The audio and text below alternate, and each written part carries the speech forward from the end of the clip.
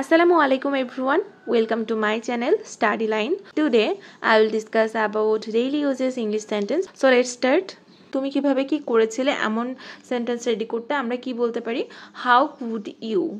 could you এর পরে অবশ্যই ভার্বটা প্রেজেন্ট ফর্ম হবে লাইক তুমি কিভাবে পরীক্ষায় পাস করেছিলে how could you pass the exam pass আমরা কিন্তু ভার্বের প্রেজেন্ট ফর্ম ইউজ করছি তুমি কিভাবে ধূমপান ত্যাগ করেছিলে বা তুমি কিভাবে ধূমপান ত্যাগ করতে পেরেছিলে how could you give up smoking তুমি কিভাবে খেলায় জিতেছিলে how could you win the game তাহলে এভাবে আমরা সেন্টেন্সটা রেডি করব তুমি কিভাবে লেটারটি লিখেছিলে how could you write the letter তুমি কিভাবে সেখানে গিয়েছিলে how could you go there তাহলে আমরা তুমি কিভাবে কি করেছিলে এমন টাইপের সেন্টেন্স রেডি করতে হলে হাউ কুড ইউ দিয়ে সেন্টেন্সটা স্টার্ট করব এবং ভার্বটা অবশ্যই প্রেজেন্ট ফর্ম রাখবো এরপরে যাই কেউ কোনো কিছুতে দক্ষ বা পারদর্শী অর্থে আমরা কি ব্যবহার করতে পারি কেউ কোনো কিছুতে দক্ষ বা পারদর্শী বোঝাতে আমরা গুড অ্যাট ব্যবহার করব তাহলে এর স্ট্রাকচারটা কেমন হবে এটা অ্যাফার্মেটিভ অর্থাৎ পজিটিভ সেন্টেন্সের ক্ষেত্রে হয়ে থাকবে ফার্স্টে আমরা সাবজেক্ট ইউজ করব তারপরে টেন্স অনুযায়ী সাহায্যকারী ভার্ব বসাবো like am is are was were যেটাই হবে আমরা সেটাকে ইউজ করব এটা যদি প্রেজেন্ট টেন্সে হয় তাহলে আমরা অ্যাম ইজ আর ইউজ করব পাস্ট টেন্সে হলে ওয়াজ ওয়ার ইউজ করব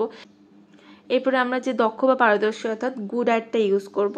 তারপরে কোন জিনিসটায় দক্ষ সেটা যদি কোনো নাউন হয় তাহলে আমরা সেই নাউনটা ইউজ করব এবং সেটা যদি কোনো ভার্ব হয় তাহলে অবশ্যই ভার্বের সাথে আইএনজি যোগ করতে হবে কারণ এটা কিন্তু আমরা কন্টিনিউয়াস সেন্টেন্সের মতো ইউজ করছি এই জন্য আমরা সাহায্যকারী ভার্ব হিসেবে am is are was were use করছি আর অ্যাম ইজ আর ওয়াজ ওয়ারের পরে অবশ্যই ভার্বের সাথে আইএনজি যোগ করতে হয় যদি আপনার এখানে ভার্ব থাকে আপনি কোনো ভার্বের জন্য যদি দক্ষ হয়ে থাকেন তাহলে সেটা ভার্বের সাথে আইএনজি যোগ হবে আর যদি কোনো নাউন হয় যেমন ইংরেজিতে পারদর্শী এরকমের ক্ষেত্রে ইংরেজিটা কিন্তু এটা নাউন হচ্ছে তাহলে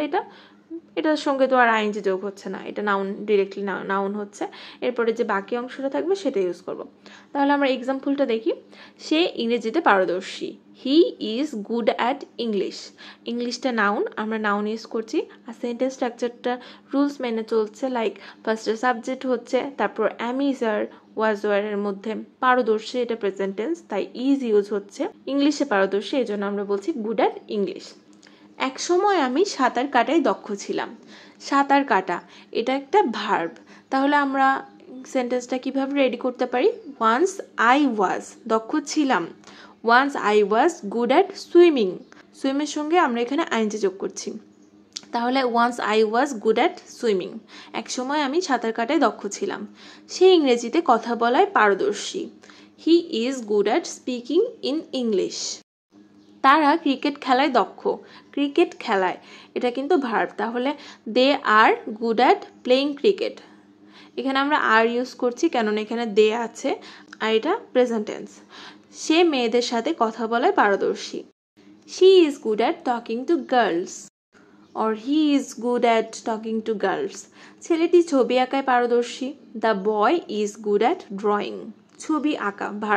ভার্বের সঙ্গে আইএনজি যোগ করছি the boy is good at drawing সে মেয়েদের সাথে কথা বলায় পারদর্শী ছিল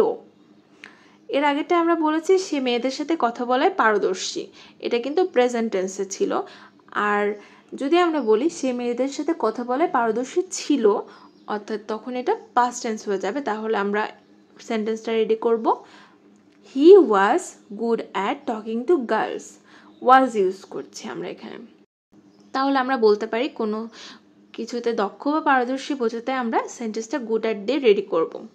এবং তা যদি ভার্ব হয় তাহলে ভার্বের সাথে আইএনজি যোগ হবে আর নাউন হলে ডিরেক্ট নাউনটা ইউজ হবে বাকি রুলসগুলো আমি পরে ভিডিওতে দিয়ে দেবো সবাই ভালো থাকবেন সুস্থ থাকবেন ধন্যবাদ সবাইকে